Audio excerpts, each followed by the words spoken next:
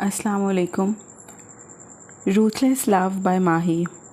I can say with certainty, if Mir Azhan drinks this milk, you won't even get a chance to endure the intensity for the whole night. At Irusha's words, Selina froze in place. She was newlywed bride wrapped in modesty and shyness, sitting nervously on her bed, confused by her sister-in-law's strange comment. She couldn't understand what a glass of milk had to do with the emotions and intensity of the wedding night. Already anxious about her first night, this kind of remark shook her to the core. She was already nervous. How old was she anyway? She had not even completed her education. Right after finishing her intermediate exams, a proposal came that her parents considered a blessing and did not wait to get her married. Mentally, she had not even prepared herself for marriage. All day today, she had only wondered, how would Mir Azan treat her? Would he understand her softness, her immaturity? Would he be patient with her hesitation? And then Irusha's words shook her entire being. She grew more anxious and looked away, asking, Babi, what's in this milk? Her face turned pale in an instant. Arusha took a deep breath and spoke slowly. It's a special family recipe in our in-laws' house. The way this milk is prepared, it gives a man the strength of a warrior. Women spend the whole night pleading for mercy, begging their husbands to stop. But the man doesn't cool down. Selina's fear only deepened. She sat still, holding her breath, watching Arusha's face with carried a strange pride and a glimmer of her own past. Arusha laughed as if sharing a secret gave her some satisfaction. I was the same age as you when I got married. Nirasim had me crying that very night. By the fifth time, I folded my hands and begged him to let me go or I'd die. I never gave him this milk again. Arusha traced her finger along her neck. Visible red marks and deep bite wounds lined her skin. Selina's eyes caught the sight and she trembled. Arusha quickly pulled her dupatta over the marks and casually said, It's nothing, that was just Nirasim's anger. Azan is 10 times harsher than him. If something goes against his mood, the whole Haveli shakes. His voice is so thunderous, not just the servants, even the walls tremble. Even Ammaji falls silent in front of him. Sweat was clearly visible on Selina's forehead. Her hands trembled. Arusha took her hand. It was ice cold. Mentally prepare yourself. Tonight will show you that in this family, a man's anger isn't limited to words. It descends upon a woman's body. Selina's eyes widened with fear. Only one question echoed in her mind now. Would she give him that glass of milk and would she live to see the morning? God knows what her parents had been thinking when they agreed to this marriage. But now Selina's heart was in her throat. Arusha shrugged carelessly. Well, what do I care? It's your fate, not mine. She turned to leave, but Selina hesitantly called out, Bhabi, Arusha. Arusha stopped and turned. What is it? Selina asked anxiously. What if Mir Azan doesn't drink this milk? As if she believed all her trouble was hidden in that one glass. A small smile played on Arusha's lips. Well, if you can stop him, then do it. You might just save yourself a little. Saying that, she left the room. But now Selina was even more terrified. One thought kept spinning in her mind. This milk must disappear somehow. Her room was on the ground floor of the Haveli with the garden right outside the window. She thought maybe she could quietly throw the milk outside the window. But just as she began to get up from the bed, the door creaked open. She froze in place. Mir Azan had just entered the room. The room closed. The door closed, and the sound of the latch clicking made her feel as if a lock had been placed over her heart too. Her heartbeat now echoed in her ears. Azan was slowly walking toward her, and it felt like knots were forming in her stomach, like her heart would leap out of her chest. It was as if the blood in her body had frozen. Arusha's words began echoing in her mind. Azan took off his sherwani and carelessly threw it onto the sofa, then started unbuttoning his shirt. With each button undone, Selina's face grew paler, as white as a sheet. She looked away. her heartbeat becoming more and more uncontrollable. Azan took a deep breath and sat down in front of her, saying, "Summer weddings, I even feel hot with the air conditioner on. The heat of emotions combined with the sun's fire. Nothing feels cool enough in such a moment." The moment he looked at Selena, his face softened. The girl truly was beautiful. But she was clear, she was extremely nervous. Her face was drenched in sweat, her eyes filled with fear, and her hands cold like ice. He moved closer and took her hand. It felt like touching a figure made of ice. Her trembling hand shook something inside him. Selena immediately pulled her hand back and stepped away. Surprised, he asked, "What happened? Is something wrong?" Selena shook her head and kept wiping the sweat off her face again and again with the tissue in her hand. Azan spoke gently. "It's okay. Girls get nervous on the first night. Just relax. Let me have this glass of milk." Hearing that, Selena seemed to lose all sense. She suddenly stood up, walked quickly to the side table, grabbed the glass of milk, and hid it behind her. Azan was taken aback by her action. "What are you doing? Why did you grab the glass?" Selena stammered, "You can't drink this." Azan was even more surprised. "What do you mean? Why can't I drink it? What's in it?" Selena fumbled. I don't know. I don't know either, but just please don't drink it." She paused for a moment. Azan looked into her eyes as if searching for something. Then he softly asked, "Selena, tell me honestly, what's going on? You look scared." With her eyes lowered, she replied pleadingly, "Just trust me. Please don't drink the milk." Azan smiled a little. "If I don't drink it, Amma will be upset. She specifically told me to drink it before sleeping. And honestly, I'm used to it. I drink milk every night." Selena froze hearing that. Every night? Her confusion grew, but she was in no state to think further. All she said was, "Not tonight, please." At that moment, Azan found himself truly confused by this innocent, frightened girl. He could not understand what had her so afraid. He said, "Okay then, give it to me. I'll put it outside. Otherwise, you'll keep asking me if I drank it or not." But as soon as Selena looked at the clock, it was only midnight. She quickly said, "No, everyone's still awake. Don't put the milk outside in front of everyone." He was confused. "Why not?" Nervously, she replied, "Everyone will ask why you did not drink it. Someone might even try to make you drink it by force. I don't want you to drink it." He couldn't understand why Selena was being so stubborn for no reason. He said, "Okay, fine. Just place it on the side table and cover it with a plate. I'll take it out a little later." He agreed right away. As soon as she felt some relief, she placed the glass of milk on the side table and covered it with a plate. But before she could think any further, Bilaj grabbed her hand and pulled her toward him with a sudden jerk. Like a cut kite, she landed in his arms. He placed his hand on her waist and drew her closer, locking eyes with her with an intense gaze. Selena's heart beat quickened. She felt herself getting lost in his eyes. As Bilaj brought his lips near her delicate, petal-like ones to express his love, she quickly covered her mouth with her hand and shook her head. Her eyes were tightly shut. With mild irritation, Bilaj said, "This is unfair, Selena. I've been waiting for an hour for these rituals to end so I could finally be yours. And you're stopping me? Don't tease me. I have a right over these lips. I must steal my love with a kiss." His tone was now heavy with longing, but Selena trembled with an unknown fear. Arusha's neck flashed in her mind, those red marks and deep bite scars. She felt like Bilaj would do the same with the same intensity, and this scarred her. Frustrated, Bilaj said, "Now you're making me angry, Selena. Move your hand." His tone had turned harsh. He knew she was shy, but this wasn't just shyness. This looked like stubbornness or fear. "Will you move your hand or not? I'm saying this for the last time." But Selena did not move her hand. Bilad's anger escalated. "Fine, your choice."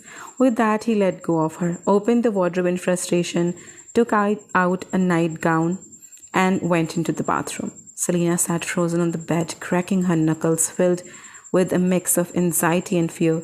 She had not realized she would upset Bilaj like that. She had only acted out of caution, afraid because of what Arusha had told her. When Bilaj came out of the bathroom, she immediately stood up as if gathering the courage to apologize. When Selina came out of the bathroom, Bilaj was already on the bed. Seeing him, she instantly straightened up. She tried to say something, but Bilaj did not even lift his gaze and said in a cold tone, "I don't want to hear anything. Go change and go to sleep." His demeanor was distant and cold. She quietly walked toward the wardrobe, changed her clothes, and placed the simple jewelry she had brought with her into the dressing drawer. Behind her, Bilaj had already lighted a cigarette from the side table. A burning cigarette was now in his hand, and frustration was all over his face. He turned his back and lay down as if he did not even care about her presence. Selina sat at the other edge of the bed. There was silence, suffocation, and a distance that seemed to seep into every breath. After a few moments, Selina softly asked, "Are you upset with me?" Bilaj responded with his eyes closed. "No, I'm not, just in the mood. Once it's ruined, it takes time to fix. You should sleep too." Selina silently turned to her side and lay down. When she woke up in the morning, Bilaj was already awake, his eyes fixed on her. Selina was startled. She quickly tied her hair and took out a fancy dress from the wardrobe and wore it. Her hair was still slightly wet, and she was combing it when Bilaj silently got up and stood behind her. Bringing his face closer to her, he softly said, "Why are you so scared of me?" His voice was laced with intoxication. Selina lowered her gaze. At that very moment, there was a knock on the door. She silently thanked God and stepped back. Bilaj said, "Open the door." She hurried toward it. Standing at the door was Arusha, her eyes scanning as if searching for something. Seeing Selina with wet hair, lines of suspicion appeared on her forehead. She stepped inside and looked critically at both of them. Then she said, "Amma Jan said to help you get ready." Bilaj was taking out a white shalwar kameez from the cupboard, while Arusha stood beside Selina at the dressing table.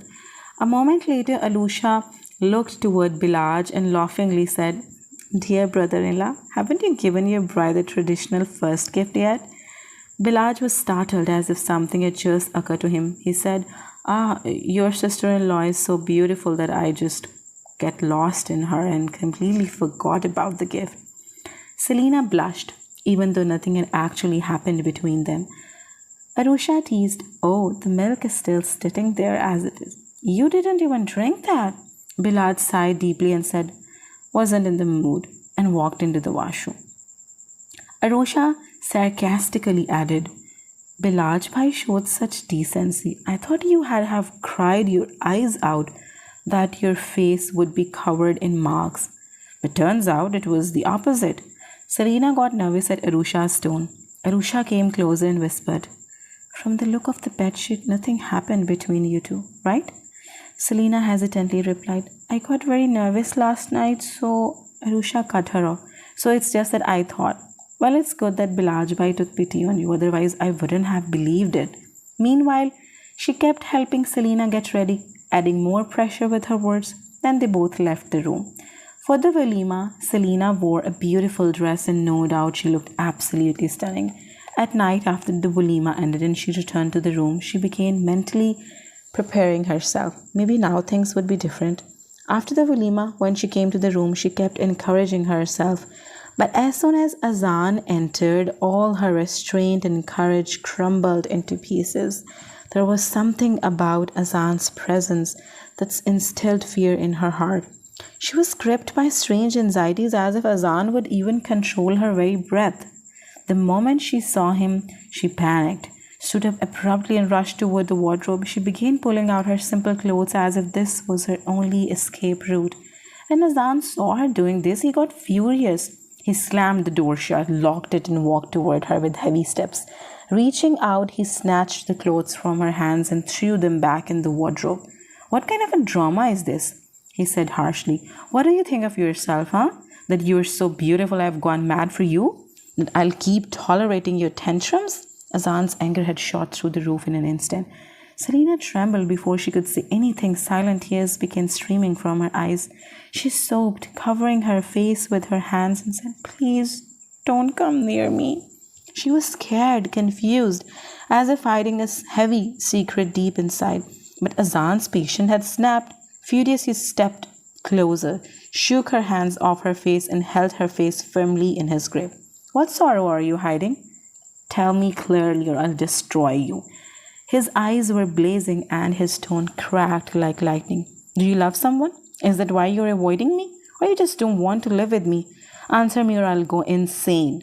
He had pinned her against the wall, a storm raging in his heart and mind, but from Selina there was only silence. She was shaking but couldn't speak, and then suddenly she collapsed in his arms. "Selina?" Azan called out instinctively. He quickly caught her, lifted her in his arms, and laid her on the bed. "Selina, open your eyes. Listen to me, please. Don't scare me." He began sprinkling water on her face, lightly patting her cheeks, but Selina lay unconscious, as if life itself had paused in that moment. For a second, he thought about going to call Amma, but then he stopped. Worries filled his mind. It's only the second day of marriage. If everyone finds out my wife fainted, what they will think? He grew irritated inside, even angry at his parents. What were they thinking when they arranged my marriage with this girl? She's so strange, so clueless. Doesn't even understand what it means for a wife to come close to her husband. Filled with rage, he again sprinkled water on her face, and this time Selina opened her eyes. She pulled her dupatta tightly across her chest and cried out in panic, "Don't come near me, I'll die, I can't bear it."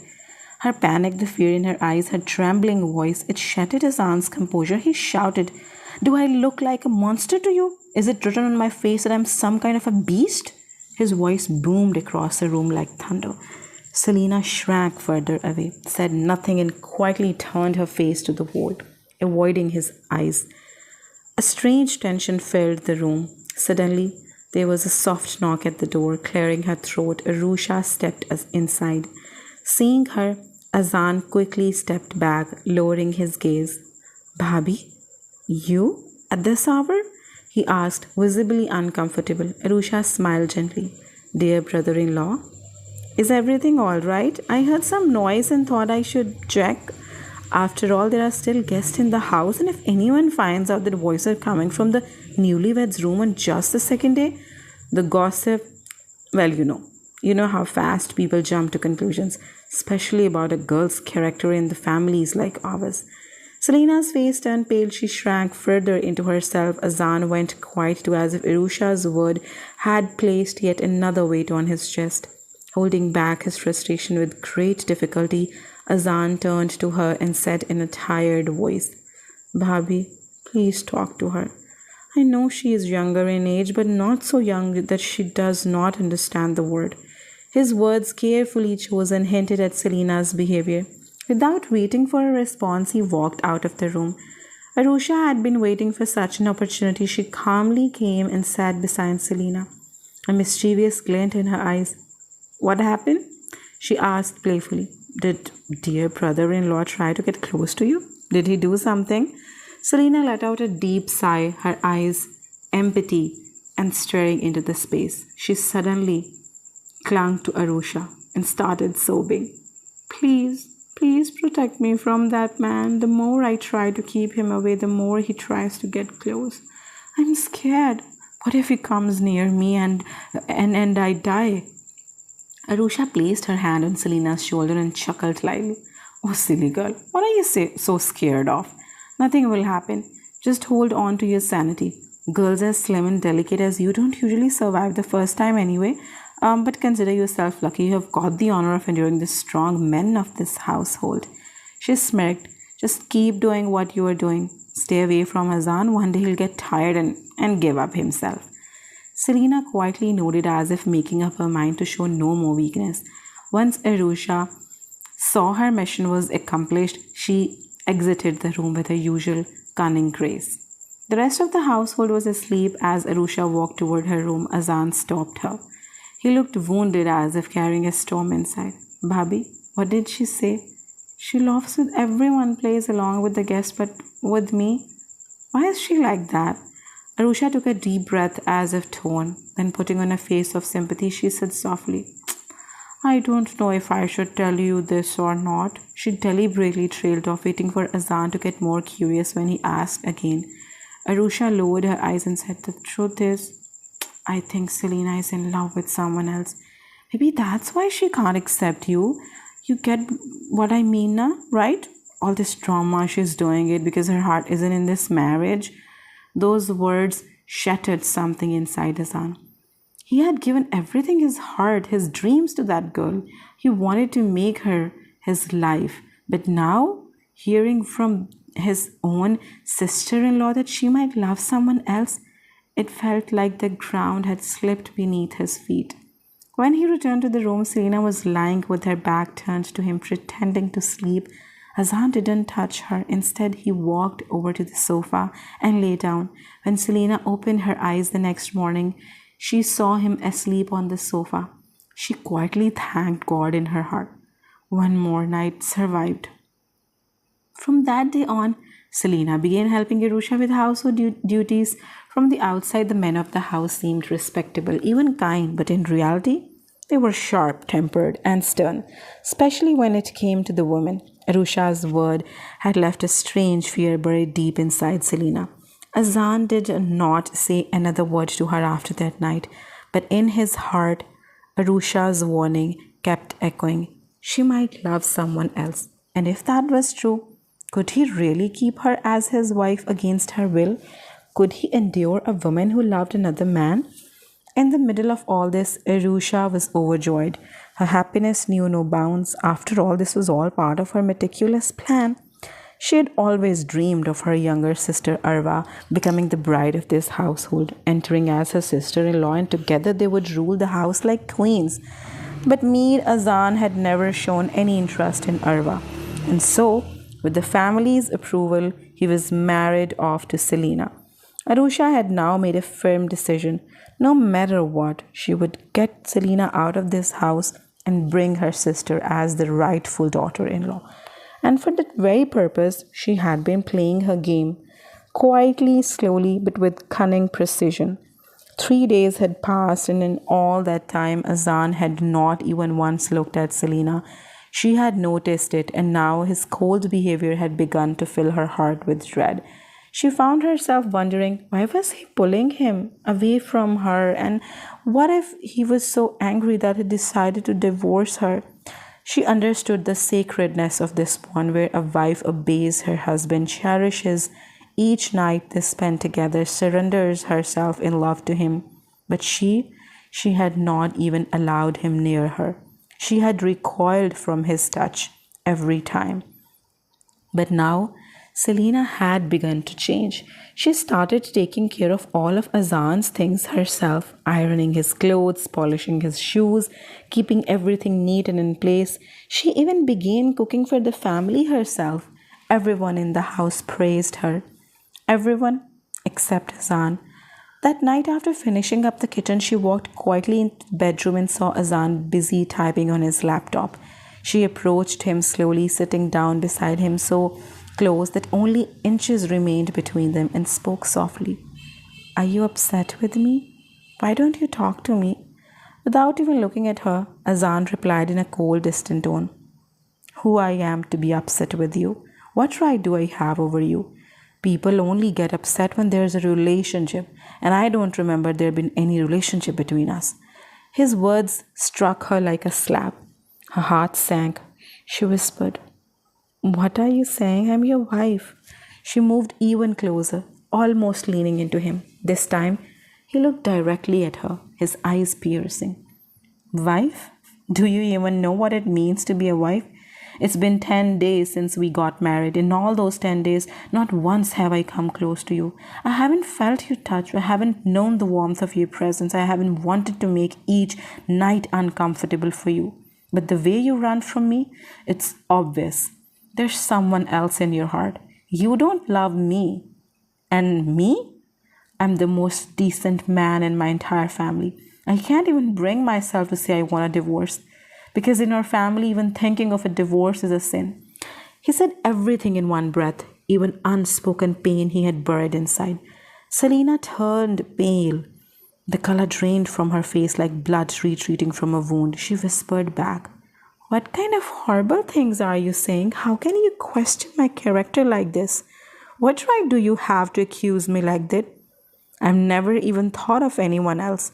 Her voice trembled with pain. Her eyes shimmered with tears. "I know what kind of a man you are," she added, bitterness slipping into her tone. "You are a beast, a selfish man who only wants to use me. You want to possess me night after night, but I won't be your toy. I won't let you reduce me to that." Both hearts were now overflowing with venom, and they began to spill it out through their words, cutting each other deep. Just then, a scream echoed from outside, loud, sharp, like something terrible had happened. There was chaos, smoke, fire. The storage room was on fire. It was unclear whether it was an incident or someone's deliberate act, but the flames were spreading fast. Azan stood up, his face still burning with rage. "I'll deal with you later." He snapped and stormed out of the room. The moment the loud cries rang through the house, all the men rushed outside. The fire had broken out near the storage area where all the goods meant for the morning shipment to the city were kept. Flames were rapidly inching closer. Azan and his brothers began moving things out with the help of the workers.